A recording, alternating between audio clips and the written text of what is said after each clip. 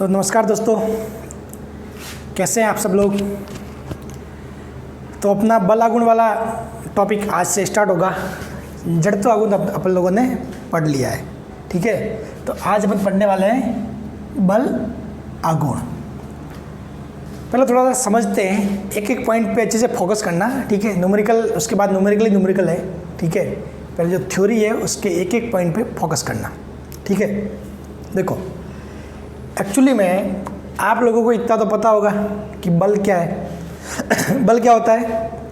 बल कोई ऐसी भौतिक राशि है, सदिश राशि है, जो किसी वस्तु की स्थिति में परिवर्तन करता है या फिर परिवर्तन करने की कोशिश करता है, वो होता है बल।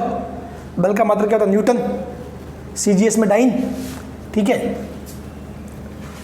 तो अब आया अपने सामने शब्द बल आगुण।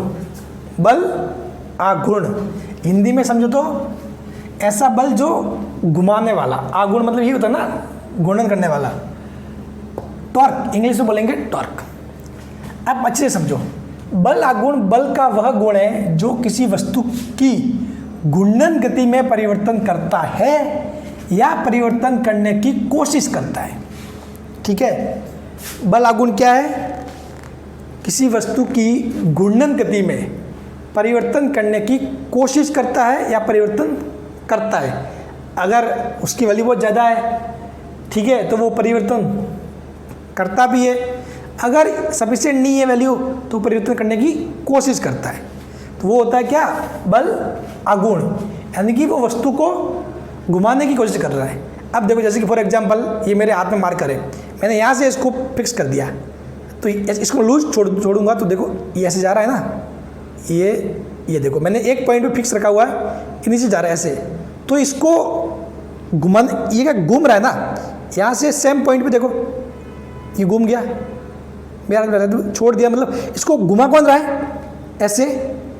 इसको जो अपना गुरुत्वाकर्षण बल है ना, नीचे वाला जो पृथ्वी से गुरुत्वाकर्षण बल है, वो इसको खींच रहा है। तो वो गुरुत्वाकर्षण बल क्या कर रहा है? इसको, इसकी घूर्णन गति में परिवर्तन करने की कोशिश कर रहा है, क्योंकि इसको घुमा रहा है। तो ये जो बल आगुण होगा वो किसके कारण होगा?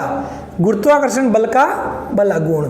तो ये जो घूम रहा है ना, ये गुरुत्वाकर्षण बल के बल आगुण के कारण ये घूम रहा है। समझ गए? ये हो गया घूमना और ये हो गया विस्थापित करना। समझ रहे हो ना अंतर? तो बल आगुण बल का वह गुण है जो किसी वस्तु की घूर्णन गति में परिवर्तन करता है या परिवर्तन करने की कोशिश करता है। दैट्स ऑल, ठीक है। इतना समझ गए? इंपॉर्टेंट पॉइंट्स, ये एक सदिश राशि है, दैट्स कॉल्ड वेक्टर, ठीक है।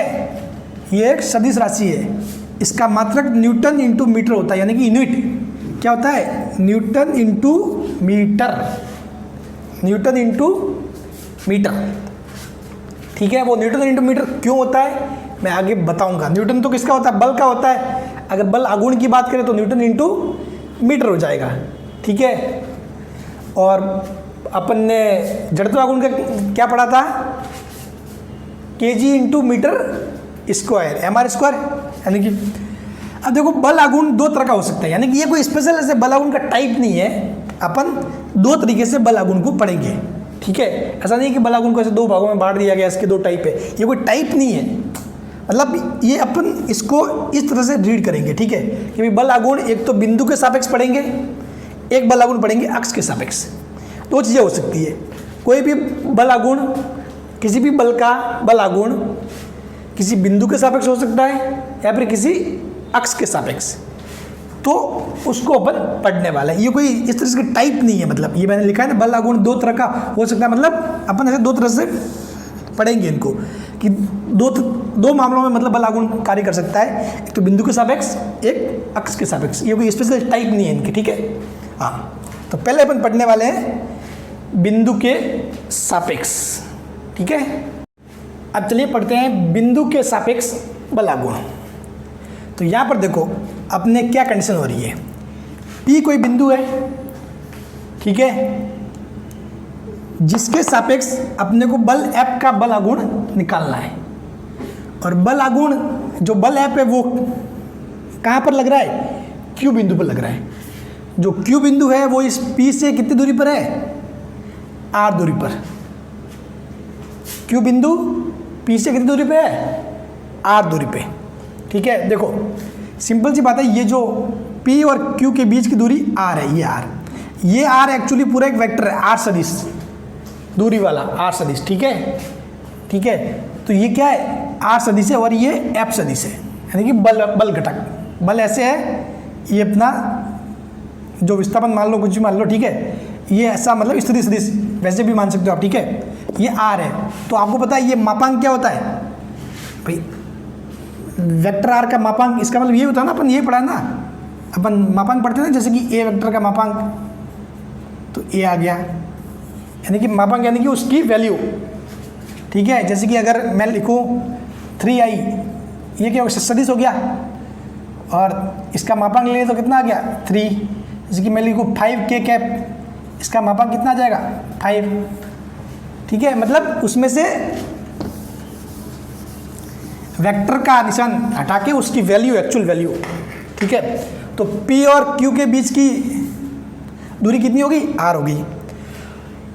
अब देखो एक सिंपल सी बात मैं बताता हूँ आपको, ये F जो लग रहा है ना, ठीक है, इसका अपने जो बल आघूर्ण घुमाने में कौन सा घटक काम आता है, हमेशा ध्यान रखना, घुमाने में हमेशा लंबवत घटक काम आता है। बल का घुमाने में हमेशा लंबवत घटक काम आता है। फॉर एग्जाम्पल मैं आपको बताऊं, चलो ये बढ़िया है देखने के लिए। ठीक है, ये मैंने हाथ में पकड़ रखा, अगर मैं इसको ऐसे बल लगाऊंगा ऐसे, तो ये घुमाएगा थोड़ी, ये तो इसको ऐसे खींचेगा। ठीक है, मैं अगर इसको ऐसे बल लगा रहा हूँ ऐसे खींच के, तो ये तो ऐसे खींच रहा है ना, अगर ऐसे लगाऊंगा तो ऐसे जाएगा, घुमाएगा नहीं, घुमाएगा कब, जब मैं इसको ऐसे लगाऊंगा तब, यानी कि ये लंबवत लगेगा, इस लाइन के लंबवत लग रहा है तब घूम रहा है, ऐसे लग रहा है तो नहीं घूम रहा है, लंबवत लगने पे घूम रहा है। तो बल आघूर्ण कौन उत्पन्न करता है, बल आघूर्ण बल का लंबवत घटक उत्पन्न करता है। ये बात लिख लो साइड में, भले बोर्ड पे ना लिख पाऊँ, कुछ इंपॉर्टेंट पॉइंट होते हैं, इनको साइड में नोट कर लिया करो कि जो बल का जो लंबवत घटक होता है वो बल आघूर्ण उत्पन्न करता है। तो अब देखिए इस F का लंबवत घटक अपन निकालेंगे, कैसे निकलेगा, तो देखना, अगर मैं इसको आगे बढ़ा दूं और इस लाइन को, ठीक है, और अगर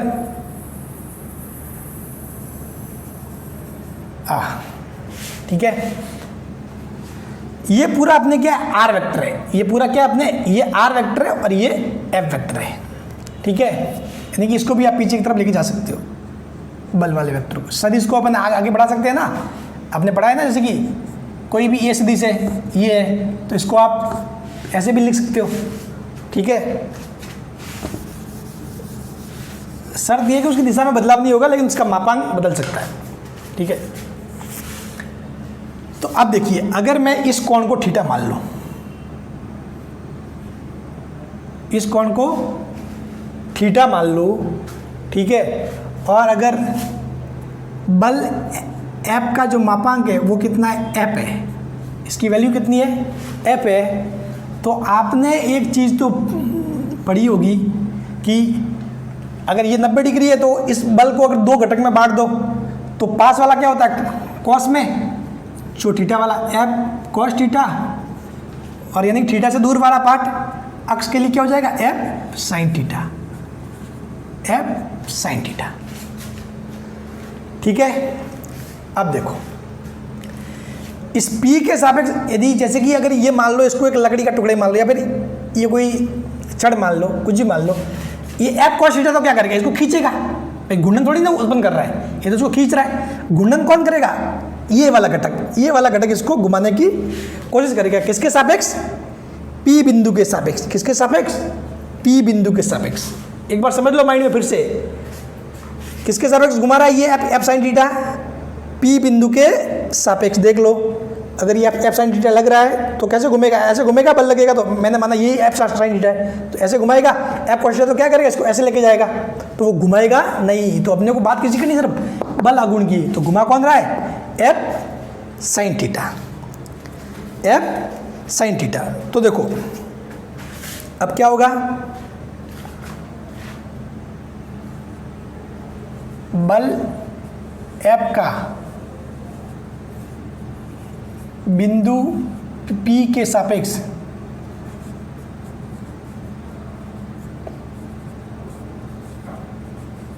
बल आघूर्ण,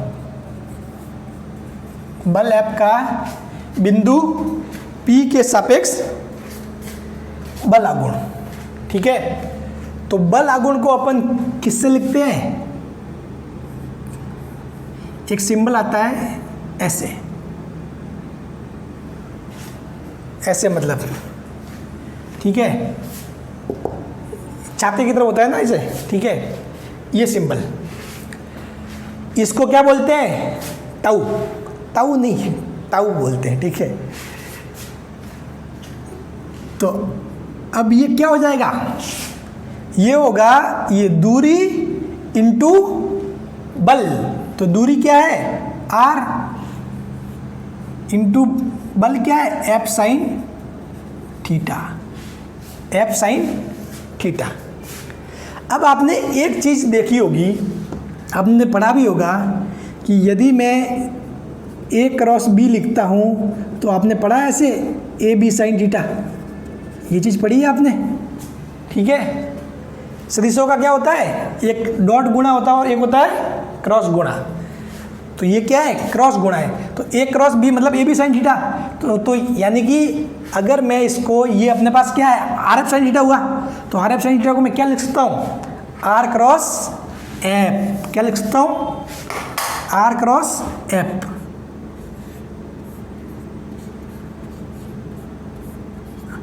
भाई आर क्रॉस एफ है, तो ये कौन सा गुणनफल हो रहा है? ये सदिश गुणनफल हो रहा है। ठीक है, तो सदिश गुणनफल का रिजल्ट भी क्या था? सदिश आता है, तो ये भी किस में होना चाहिए? सदिश में होना चाहिए। टाउ, इसको बोलते हैं, टाउ को बोलते हैं बल आघूर्ण। टाउ क्या होता है? बल आघूर्ण। आर क्रॉस एफ, आर क्या है? एक टाइप से दूरी का सिंबल है, यानी कि मीटर, एफ बल का, तो न्यूटन, तो न्यूटन इंटू मीटर, इसीलिए बल आघूर्ण का मात्रक होता है न्यूटन इंटू मीटर। अब देखो यहां से आपको क्या बात समझ में आ गई?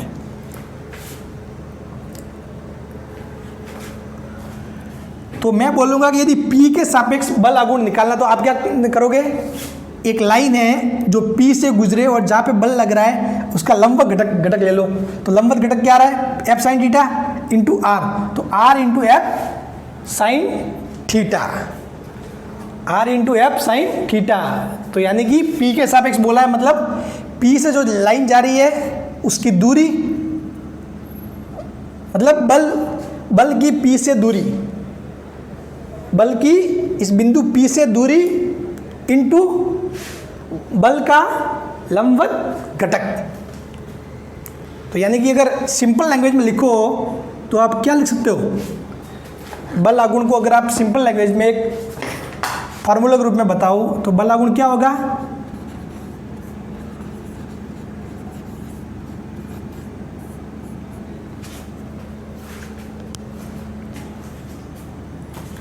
बल आघूर्ण क्या होगा?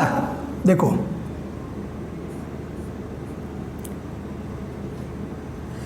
क्या लिखेंगे अपन? बल का लंबवत घटक, बल का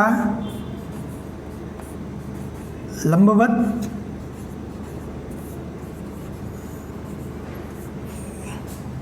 घटक इंटू दूरी, इंटू दूरी, दूरी कौन सी? जिस पॉइंट पे बल लग रहा है उस पॉइंट की, और जिसके सापेक्ष निकालना है उस पॉइंट की। यानी कि मैं किसके सापेक्ष निकाल रहा हूँ? P के सापेक्ष, और बल कहाँ लग रहा है? Q बिंदु पे, तो इसके बीच की दूरी ये, और फिर इसका लंबवत घटक। अब देखो, यदि दूरी मैंने लिखा हुआ इंटू दूरी, अगर दूरी जीरो तो क्या बल आघूर्ण जीरो होगा? ऑब्वियसली होगा भाई। अगर मैं यहाँ जीरो से गुणा करूँ, जैसे कि फॉर एग्जांपल समझ लीजिए आप, फिर से मैं इसको लेता हूँ हाथ में, ये ठीक है। अब जैसे कि मैं यहाँ बल लगा रहा हूँ तो दूरी कितनी आ रही है? ये आ रही है, कुछ भी होगा, 2 सेंटीमीटर 3 सेंटीमीटर 4 5, कुछ ना कुछ संख्या से गुणा हो रहा है। लेकिन अगर मैं यहाँ बल लगाऊँ तो क्या घूम रहा है? क्या नहीं घूम रहा है। क्यों? क्योंकि दूरी जीरो होगी। बात समझ रहे हो? मैं थोड़ा सा यहाँ ला रहा हूँ तो मैं ईजिली घुमा पा रहा हूँ, मतलब बल आगुण ज़्यादा आ रहा है, यहाँ से थोड़ा मुश्किल से घूम रहा है, यहाँ लाऊंगा तो थोड़ा और जोर पड़ रहा है, यहाँ लाऊंगा थोड़ा और जोर पड़ रहा है। अब देखो फॉर एग्जाम्पल, ठीक है, आप अभी का अभी अपने घर पे कोई भी गेट होगा, ठीक है, उस गेट को लो, गेट के आपके हमेशा देखना जो कुंडी होती है, ऐसे पर गेट को खोलते हैं ना, जैसे कि फॉर एग्जाम्पल मैं यहाँ पे गेट बता देता हूँ, एक बहुत मज़ेदार चीज़ आप कॉन्सेप्ट समझो। और ऐसा कैसा सवाल पूछा गया था, सवाल ऐसा का ऐसा 2018 में 2016 में 2018 में शायद था, ऐसा कैसा सवाल पूछा गया था थ्योरेटिकल फॉर्म में। ये जैसे कि अपना गेट है, ये छड़, ये मान लो ये अपना गेट वाला वो अक्स हो गया, ठीक है, और गेट ऐसे ही लगा होता है, यहाँ पे कुछ 2 बोल्ट वगैरह होते हैं, और फिर ऐसे करके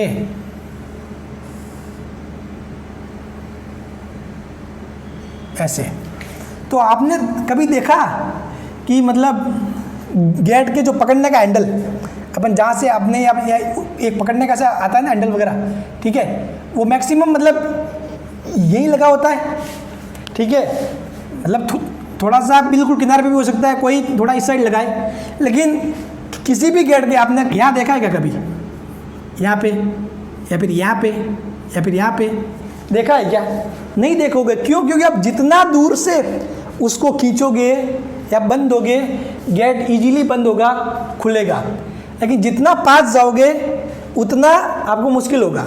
ये एग्जांपल करके देख लेना। अगर आपको गेट को खोलना भी है ना, तो आप दूर से यहाँ से धक्का दो, इजी खुलेगा, फिर यहाँ से धक्का दो, थोड़ा मुश्किल होगा, फिर यहाँ से धक्का दो और मुश्किल होगा, और यहाँ धक्का देके इस पॉइंट पे धक्का देके खोल के दिखाओ। कोई है क्या? ऐसा कोई पैदा नहीं हुआ, ठीक है। रीजन ऑब्वियसली ये है कि जो दूरी है वो जीरो हो जाती है। फिर भले आप इस पॉइंट पे बल कितने लगा लो, दूरी जीरो हो जाती है, तो बल आगुण क्या हो जाएगा? जीरो हो जाएगा। और बल आगुण जीरो हो जाएगा तो आप जो बल लगा रहे हो उसकी घुमाने की क्षमता जीरो हो जाएगी, तो आप घुमा नहीं पाओगे। समझ गए?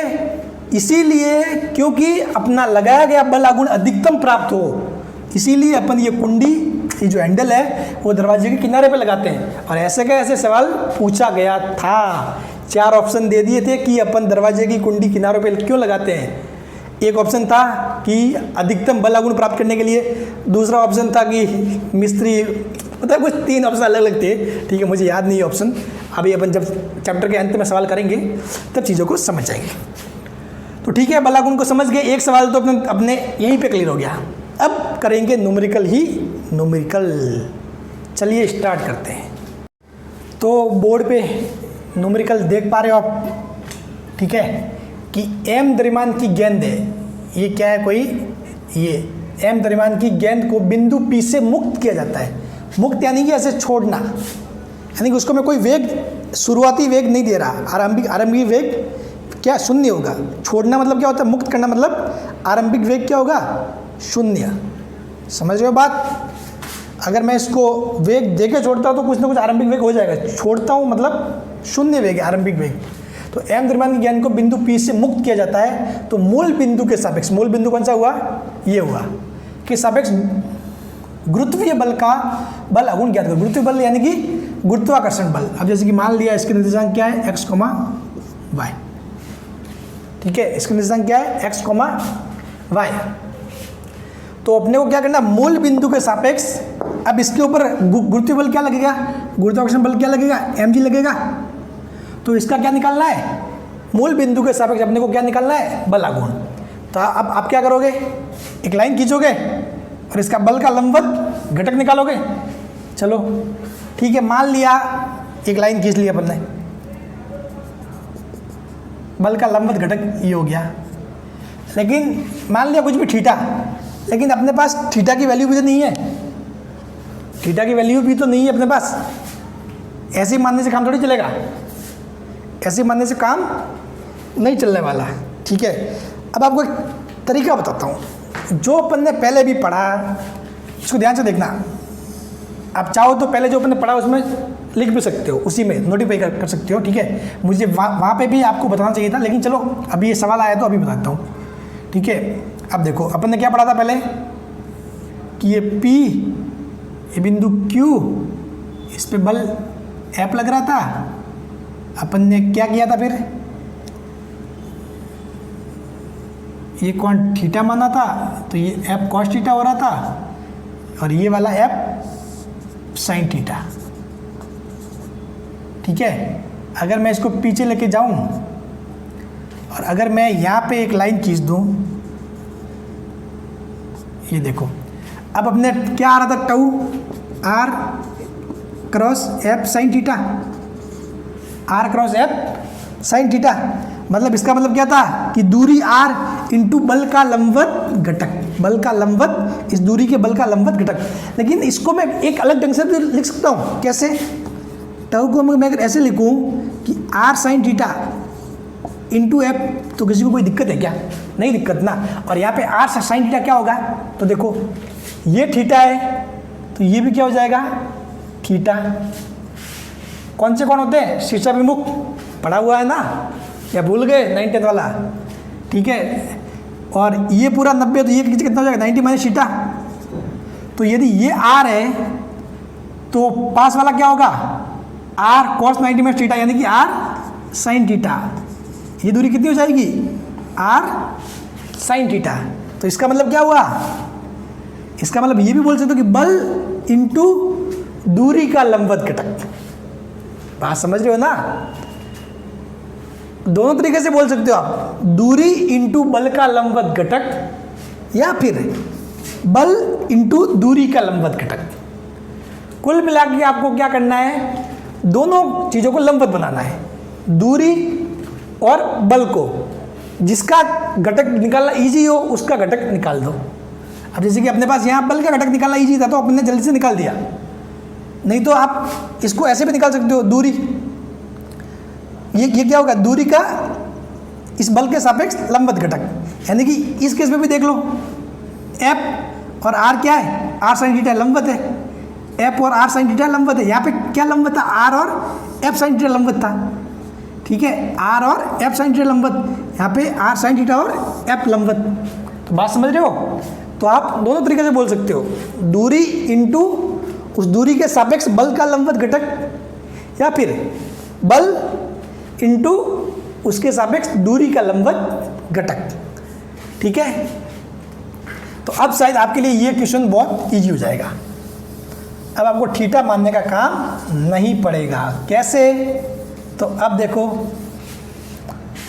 तो ये भी भूल जाओ, ये तीन चीज़ों को समझ रहे हो ना, मैं जो बता रहा हूँ उस एक एक पॉइंट पे फोकस किया करो, ठीक है। आपको शायद अभी लग रहा होगा किसी को, एकदम वीडियो देखना तो पूरा देखना, अच्छे से समझ में आएगा, बीच में से कोई भी आके देख के मत जाना, सारा ऊपर से जाएगा, किसी को कुछ समझ में नहीं आएगा, ठीक है।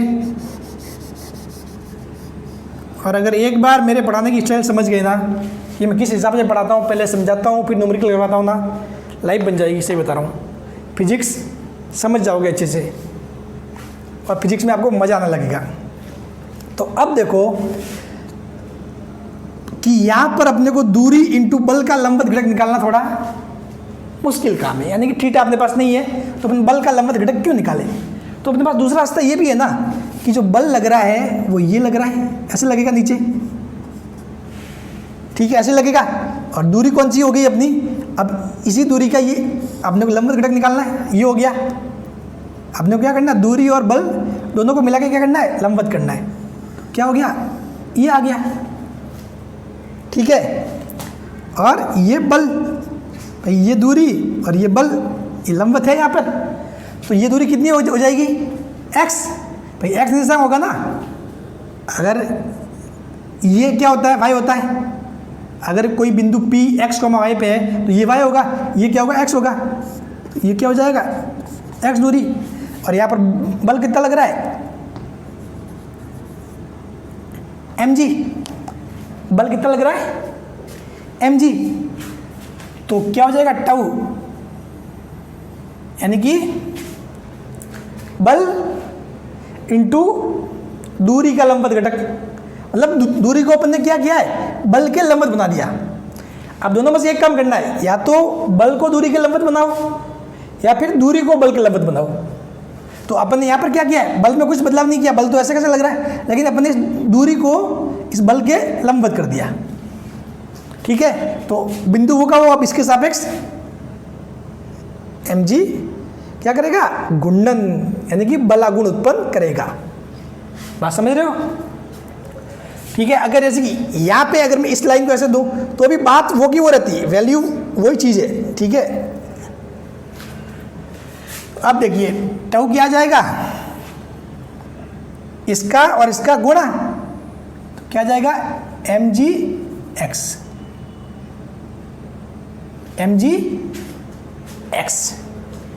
ये आ जाएगा mgx। लेकिन अब आपको एग्जाम में अगर सदिश फॉर्म में दे दिया तो कैसे करोगे, ये तो अदिश फॉर्म में है भाई, ये तो बल आघूर्ण का मान हो गया। वैल्यू कितनी आएगी भाई, वैल्यू आएगी mg। वैल्यू निकालने के लिए क्या करेंगे, द्रव्यमान का मान रख देंगे। g का मतलब क्या होता है 9.8 मीटर पर सेकंड स्क्वायर, नॉर्मली अपन 9.8 या 10 जो भी लेते हैं। ठीक है, अगर आपको कुछ भी नहीं दिया हुआ तो आप 9.8 ले लो, बहुत बार मेंशन कर देंगे कि भाई आपका जो गुणा वगैरह है जोड़ बाकी वो सिंपल हो जाए, तो आप 10 मान लेते हो, लेकिन जब वो कहे तभी, नहीं तो आपको 9.8 ही लेना है। और x दूरी जो मीटर में दी होगी तीनों का गुणा करोगे, बात खत्म। लेकिन वो आएगा क्या, मान आएगा। अब मैंने बताया कि इसकी क्या होती है, दिशा भी होती है, ये सदिश है, तो सदिश है मतलब इसकी दिशा भी होगी। तो वो कैसे होगी, तो मैंने फॉर्मूला बताया था कि भाई साहब टाउ बराबर क्या होता है, r क्रॉस एफ। ठीक है, तो अब देखिए आपका r क्या है, यहाँ पर r का आप लिखोगे तो r जैसे कि अपना दूरी ये बन गया, इस केस में ये क्या है x, तो इसको मैं सदिश फॉर्म में क्या लिखूंगा, x i कैप, ये होता है ना, इस साइड x वाले को i, y वाले को j और z वाले को k, तो x i cap into f क्या हो जाएगा, नीचे की तरफ है, नीचे की तरफ मतलब क्या हो जाएगा माइनस j, क्या हो जाएगा नीचे की तरफ माइनस j। अब देखो x इस तरफ क्या आएगा i, इस तरफ माइनस i, ऊपर j ऊपर नीचे माइनस j, ऐसे कैसे, जैसे कि जेड वाली अक्ष है तो बाहर के अंदर माइनस के, तो आप क्या लिखोगे mg माइनस जे कैप। ठीक है, अब देखो टाउ, तो x mgx तो बाहर आ गया, और i क्या है माइनस में, वो भी चलो इसको माइनस में चलो रखो, बाहर रख दो यहाँ माइनस में। अब i क्रॉस j क्या होता है, k होता है, i क्रॉस j आपने पढ़ा होगा, नहीं पढ़ा तो एक बार वो नोट्स निकाल के पढ़ लेना, i j k, i cross j k। ठीक है, j cross k i, k cross i j, अगर उल्टा जाओगे j क्रॉस i तो माइनस k हो जाएगा। ठीक है, ये चीज़ आप पढ़ लेना इसको मैं, क्योंकि अब यहाँ पे कोई मतलब नहीं है, नहीं तो बहुत चीज़ें बहुत कभी चैप्टर पूरा होगा ही नहीं। ठीक है, तो क्या हो जाएगा i क्रॉस j कितना हो जाएगा k, और माइनस पहले से आई माइनस k, तो इसका मतलब क्या हो गया, जो बल आघूर्ण लग रहा है वो क्या हो रहा है, उसकी दिशा क्या आ रही है, मान तो आ रहा है mgx, और दिशा क्या आ रही है अंदर की तरफ, कैसे आ रही है अंदर की तरफ। अब देखो एक शॉर्ट ट्रिक बता रहा हूँ आपको, ये सब कुछ ना भी करते ना तो भी एक शॉर्ट ट्रिक से आपका काम हो जाता। अब वो शॉर्ट ट्रिक क्या है देख लो, आपको क्या करना है, जो दूरी है उसकी दिशा में क्या करना है, अंगुलियों को करना है, दूरी की दिशा में अंगुलियों को करना है, फिर बल की दिशा में इनको मोड़ दो। भाई ये राइट हैंड लेना है पहले, लेफ्ट हैंड मत लेना, राइट हैंड रूल है, राइट हैंड रूल। जो दूरी है उसकी दिशा में ऐसे चले जाओ और बल की दिशा में मोड़ लो, तो ऐसे हो रहा है, तो अंगूठा किस साइड है, पीछे की तरफ। तो देखो ये अंगूठा किस तरफ कर रहा है इशारा, अंदर की तरफ, अंदर की तरफ यानी कि माइनस जेड, यानी कि अंदर वाला जेड, और अंदर वाला जेड क्या होगा माइनस के। ठीक है, ये दूरी, ये बल ऐसे घुमाने की कोशिश करेगा तो दिशा आएगी वो किस साइड आएगी, ऐसे आएगी। ठीक है, अब देखो ये ऐसे क्यों होता है, आप बोलोगे कि सर घुमा तो नीचे की तरफ रहा है, दिशा अंदर क्यों आ रही है? तो ये ऐसा इसलिए होता है कि बेटा एक्चुअली में रियल सदिश की दिशा वो अंदर की तरफ ही होती है। आप जब नट घुमाते हो, ऐसे घुमाते हो ना, ऐसे ऐसे करते हो, उसका मतलब क्या है, वो वैसे तो लग रहा है, तो जा कहाँ रहा है, अंदर जाता है, जा कहाँ रहा होता है, अंदर जा रहा होता है। इसी को अगर आप बाहर निकालते हो तो कैसे करते हो, ऐसे ऐसे करते हो, तो बाहर वाले टाइम में तो क्या आ रहा है, बाहर आ रहा है, तो देखो अंगूठी की दिशा उस साइड है, तो वो बोल्ट बाहर आएगा। चीज़ें समझ रहे हो ना? ठीक है, मेरे ख्याल से काफ़ी हो गया होगा, आप समझ गए होंगे चीज़ें, तो समझदार है वो। ठीक है, तो मज़ा आया। अभी और न्यूमेरिकल करते हैं। आप रेस्पॉन्स दे दिया करो टाइम पे, ठीक है, और बहुत अच्छे से पढ़ाने वाला हूं आपको। ठीक है, अभी और न्यूमेरिकल अपने होने वाले हैं। Thank you. आप बोर्ड पे देखिए, 2 न्यूमेरिकल है अपने पास, दोनों को अपन सॉल्व करते हैं अच्छे से। पहले अपन लेते हैं पहला वाला, बल F मान के दिया हुआ 3I + 4J, किसमें होगा, न्यूटन में।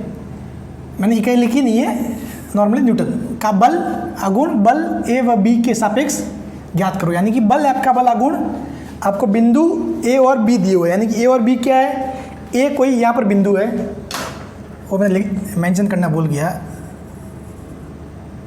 A यहाँ पे बिंदु और B कोई क्या है, यहाँ पे कोई बिंदु है। तो इन A और B बिंदु के सापेक्ष इस बल F का क्या करना है, आपको बल आघूर्ण निकालना है। और जो जिस पॉइंट पे बल लग रहा है, जिस बिंदु पे बल लग रहा है, उसका निर्देशांक क्या है, 3,4, यानी कि x क्या हो गया, 3। तो ये दूरी कितनी हो गई, 3, और y निर्देशांक क्या है, 4। तो ये दूरी कितनी हो गई, 4। ये दूरी कितनी हो गई, 4। अब अपने पास बल भी कितना है, देख लो भाई साहब, 3I + 4J, 3I + 4J। अगर आप इसके टुकड़े करोगे, बांटोगे, तो क्या आएगा, 3I 4 इस साइड और 4J बल इस साइड। 4J बल किस साइड आ जाएगा, इस साइड। तो पहले निकालते हैं अपन A बिंदु के सापेक्ष। तो यहां देखो A के सापेक्ष, यहां लिखेंगे B के सापेक्ष, A के सापेक्ष और B के सापेक्ष। तो पहले निकालो A के सापेक्ष। तो A के सापेक्ष निकालना मतलब जिस पॉइंट पे बल लग रहा है वो दूरी और इस बल दोनों को क्या करना है, अपने को लंबवत बनाना है। इसको और इस बल को क्या करना है, लंबवत बनाना है। तो मतलब किसी को भी लंबवत बनाओ, किसी का भी लंबवत घटक ले लो। तो अपने क्या पे हो रहा है, अगर मैं इसका F का एक घटक क्या आ रहा है, 3I इस साइड आ रहा है, तो इसके क्या हो जाएगा, लंबवत हो जाएगा। क्या हो जाएगा, इसके लंबवत हो जाएगा। ठीक है, तो सब बात है, 4 × 3I बल और 4J क्या हो जाएगा, दूरी, 4J क्या हो जाएगा, ये अपनी दूरी, ये 4J है, कंफ्यूज मत होना, 4J बल भी है, ये 4J अपनी क्या है, दूरी है। तो देखो क्या हो जाएगा, ये तो A के सापेक्ष कितना आएगा, 3I, मतलब पहले हमेशा R आएगा, यानी कि दूरी, सॉरी यार मैं भूल गया, पहले हमेशा दूरी आएगी। ठीक है, तो दूरी अपने क्या है, 4J, ये वाला दूरी को सदिश की फॉर्म में लिखेंगे तो क्या आ जाएगा, 4J × R × F, यानी कि 3I। अब देखो I × J क्या होता है, K होता है, I × J K, लेकिन J × I क्या हो जाएगा, -K। तो 12 और ये क्या हो जाएगा, -K, ये आ जाएगा A के सापेक्ष। अब इसको एक दूसरे ढंग से भी समझ सकते हैं, -K यानी कि अंदर की तरफ। और सिंपल सी बात है, दूरी की दिशा में अंगुलियां ले जाओ, बल की तरफ मोड़ दो, अंगूठा किस साइड है, अंदर की तरफ है, तो अंगूठा क्या बताता है आपने, बल आघूर्ण की दिशा, तो देख लो अंदर की तरफ हो रहा है। तो वैसे भी कर सकते थे, 4 × 3 12, और दिशा निकालने के लिए दूरी बल अंगूठा बल आघूर्ण की दिशा को बताएगा। ठीक है, बी के सापेक्ष। तो बी के सापेक्ष मतलब ये दूरी इनटू अपन क्या कर लेंगे इसके लंबवत घटक। तो कितना हो रहा है लंबवत घटक 4j, और ये दूरी कितनी हो जाएगी 3i। कितनी हो जाएगी 3i, क्योंकि इस साइड कितना है 3 है, ये देखो, और i की फॉर्म में लिखेंगे तो 3i into 4j, 3i into 4j कितना हो जाएगा 12, 4 × 3 12, i cross j k, i cross j k। अब ये देखो सिंपल से भी ऐसे भी कर सकते थे, ये दूरी कितनी है 3, बल कितना है, बल का घटक 4, तो 3 × 4 क्या हो गया 12। अब दिशा बताना है, दिशा कैसे बताओगे, दूरी की दिशा में जाओ, बल की दिशा में मोड़ दो तो k, तो अंगूठा की साइड बाहर की साइड, बाहर की साइड मतलब पॉजिटिव वाला k, अंदर था इसलिए नेगेटिव वाला k कैप।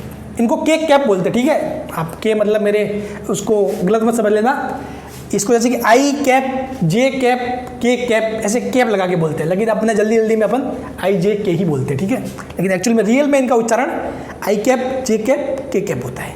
ये क्या है अपने आप में एकांक सदिश है। ये क्या है अक्षों के एकांक सदिश। i कैप क्या है x अक्ष का एकांक सदिश, j कैप y अक्ष का एकांक सदिश, k कैप z अक्ष का एकांक सदिश। अगर सदिश मेरे से पढ़ा होता तो अच्छे से आपको समझ में आया होता, लेकिन खैर एक बार लैब स्टूडेंट का आपको पढ़ा दूं, उसके बाद आगे टाइम मिलेगा मेरे को तो पूरा फिजिक्स भी पढ़ा सकता हूं। देखते हैं आप लोगों की डिमांड, ठीक है। बच्चों को कितना पसंद आता है उस पर डिपेंड करता है, मेरे कहने से कुछ नहीं होता। अब देखो इसका तो हो गया, चलो a के सापेक्ष कितना आया 12 माइनस k, और b के सापेक्ष 12 k कैप। अब एक सवाल है, मूल बिंदु के सापेक्ष बल F 6i + 8j का बल अगुण ज्ञात करो। किसके सापेक्ष निकालना है, मूल बिंदु के सापेक्ष। तो आपको पता है टाउ इक्वल टू क्या होता है r क्रॉस f। अब देखो यहाँ पर ये 1,1 क्या दिया, इस p बिंदु के निर्देशांक, तो इसका स्थिति सदिश क्या हो जाएगा।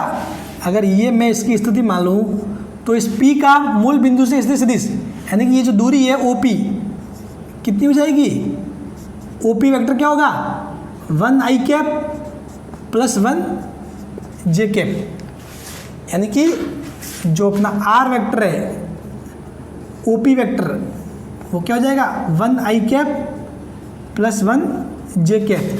तो कितना आ जाएगा tau equal to 1i cap plus 1j cap cross f कितना हो जाएगा 6i plus 8j, 6i plus 8j, ठीक है।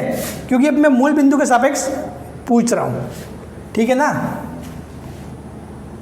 अगर मैंने इस बिंदु के सापेक्ष पूछा होगा तो होता तो अपन घटक निकाल के ऐसे कर सकते थे, ठीक है। लेकिन अभी मैं मूल बिंदु के सापेक्ष पूछ रहा हूँ, अब इसके सापेक्ष घटक कहाँ निकालोगे, कैसे निकालोगे, कुछ समझ में नहीं आ रहा। लेकिन अपने पास सदिश फॉर्म में है इसलिए r क्रॉस f कर दिया सीधा। अब देखो i क्रॉस i क्या हो जाएगा 0, और i क्रॉस j कितना हो जाएगा k, तो कितना आ जाएगा 8k कैप।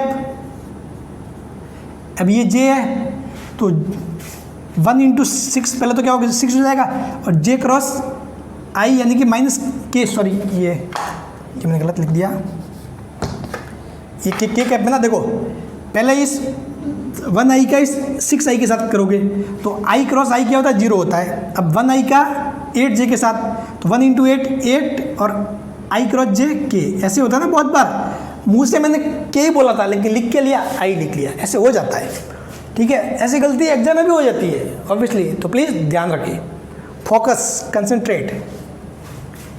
अब 1j क्रॉस 6i, तो 1 × 6 तो 6, और j क्रॉस i माइनस का k, तो यानी कि 6 माइनस 6k, और j क्रॉस j के 0, तो लास्ट में कितना 8k minus 2k, sorry 6k 2k आ जाएगा। कितना आ जाएगा 2k।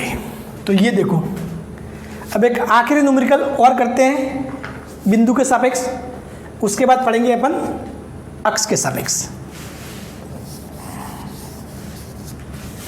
देखो बिंदु के सापेक्ष बल आघूर्ण के केस में ये आखिरी न्यूमेरिकल अपन करते हैं, ठीक है। अब इसमें क्या बोला गया है कि कोई बल है F10I।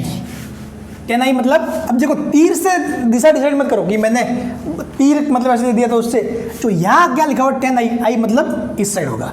अगर मैं ऐसे करके 10J लिख लेता ना, इसका मतलब बल ऐसे होता है। मेरे ऐसे तीर के पीछे मत जाना, कभी भी ध्यान रखना, ठीक है। हाँ, अगर ये दिशा नहीं दी हुई और फिर तीर लिखा हुआ है तब उस तीर को फॉलो कर सकते हो, तीर दिशा बताएगा। लेकिन यदि तीर के साथ साथ ये I कैप J कैप में दिया हो तो दिशा वो बताएंगे, I और J। समझ रहे हो बात, ठीक है। और 3,4 क्या है, किसी बिंदु का स्थिति सदिश, यानी कि स्थिति है कि 3,4 पर कोई बिंदु स्थित है, उस पर बल क्या लग रहा है, F = 10I। तो आपको क्या करना है, बिंदु O A B के सापेक्ष बल आघूर्ण ज्ञात करना है। तो पहले O यानी कि मूल बिंदु, चलो अपन पहले क्या करते हैं, O के सापेक्ष निकालते हैं, O बिंदु के सापेक्ष। तो क्या हो जाएगा, R क्रॉस F। R कितना आपने ये करोगे यदि, तो ये देखो ये दूरी कितनी आ जाएगी, अगर वेक्टर फॉर्म में लिखोगे तो 3I + 4J। ये ऐसे होगा, किसी बिंदु का अगर स्थिति सदिश, स्थिति 3,4 है तो उसका मूल बिंदु से सदिश क्या होता है, 3I + 4J। तो 3I + 4J क्रॉस F क्या हो जाएगा, 10I। अब देखो I क्रॉस I 0 और 4 × 10 40 × J क्रॉस I माइनस का K, ये आ जाएगा O बिंदु के सापेक्ष। अब बात करते हैं किसके सापेक्ष, इसको लिख लेना क्योंकि मुझे एक नीचे बहुत अच्छी वाली लाइन लिखवानी है, इसलिए मैं इसको मिटा रहा हूं फिर से। अब निकालते हैं अपन A बिंदु के सापेक्ष।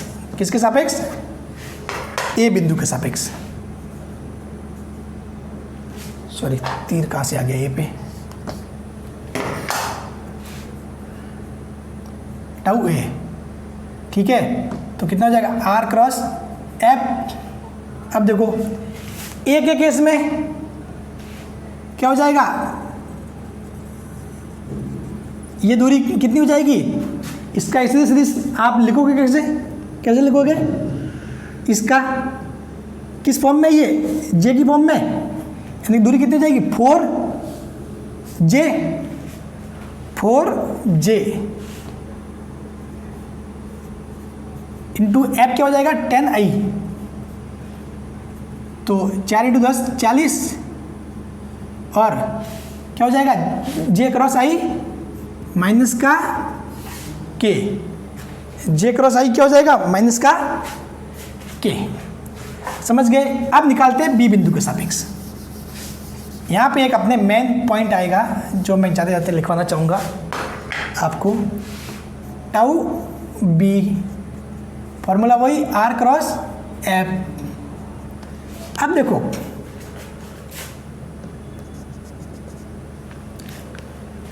यहाँ पे क्या होगा, ये R कितना हो जाएगा, 3I। भाई ये दूरी कितनी है, 3,4 और ये कितना हो जाएगा, 3। इसको क्या लिखोगे वेक्टर फॉर्म में, 3I। तो 3I into sorry cross 10I, ठीक है। ये अपने क्या है, क्रॉस यानी सदिश गुणा वाला चिन्ह है, ये अपने नॉर्मल वो नहीं है, गुणा नहीं है, ये ध्यान रखना। जब भी वेक्टर में ऐसे लिखते हैं तो ये होता है क्रॉस गुणनफल। तो I क्रॉस I 0, तो टाउ B क्या हो जाएगा, 0। टाउ B क्या हो जाता है, 0। अब देखिए 0 आया ना, अब फॉर्मूले से तो आ गया आपने।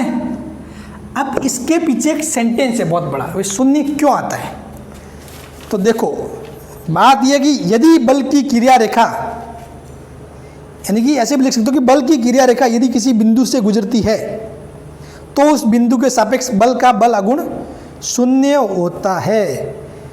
बल की क्रिया रेखा यदि किसी, इंपॉर्टेंट पॉइंट है, बल की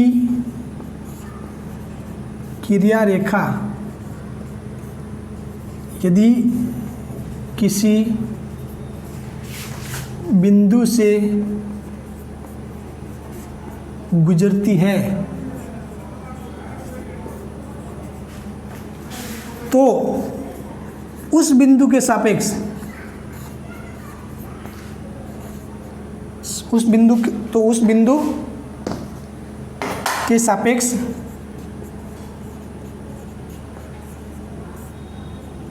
बल आघूर्ण शून्य होगा। बल का बल आघूर्ण क्या होगा? शून्य। कहने का मतलब है कि बल की क्रिया रेखा यदि किसी बिंदु से गुजरती है तो जिस बिंदु से गुजरती है उस बिंदु के सापेक्ष बल का बल आघूर्ण शून्य होगा। तो यहां पर क्या हुआ है, वही बात हुई है। देखो यहां पर क्या हुआ है, अपने जो मैंने बी बिंदु के सापेक्ष पूछा था और 10 आई, तो इसकी क्रिया रेखा देख लो। अगर आप इसको पीछे बढ़ाओगे, क्रिया रेखा बी से गुजर रही है, तो इस बल एफ की क्रिया रेखा बिंदु बी से गुजर रही है, इसीलिए इस बिंदु बी के सापेक्ष इस बल एफ का बल आघूर्ण शून्य है। तो एक बार इस लेक्चर को अगर एक बार में समझ में नहीं आए तो इसको और एक बार देखना, क्योंकि मैंने बहुत अच्छे से समझा रखा है। इससे ज़्यादा सिंपल कुछ हो नहीं सकता। और लेक्चर पूरा देखने के बाद प्लीज़ कमेंट ज़रूर करें कैसा लगा, मज़ा आया या नहीं आया। और मज़ा आए तो लाइक ठोक देना, ठीक है। जैसे एक गुरुजी का लाडला चोरा करके है, ठीक है, वो बोलता रहता है लाइक ठोक देना, ठीक है। तो ऐसे कमेंट किया करो कि सर मज़ा आया वगैरह चीज़ें, ठीक है। चलो थैंक यू। आगे और पढ़ते हैं, अपन पढ़ेंगे नेक्स्ट अक्ष के सापेक्ष। फिर इसमें नेक्स्ट लेक्चर में शायद मोस्टली ये कंप्लीट हो जाएगा अपना बल आघूर्ण वाला। फिर पढ़ेंगे संवेग संरक्षण। चलो थैंक्स।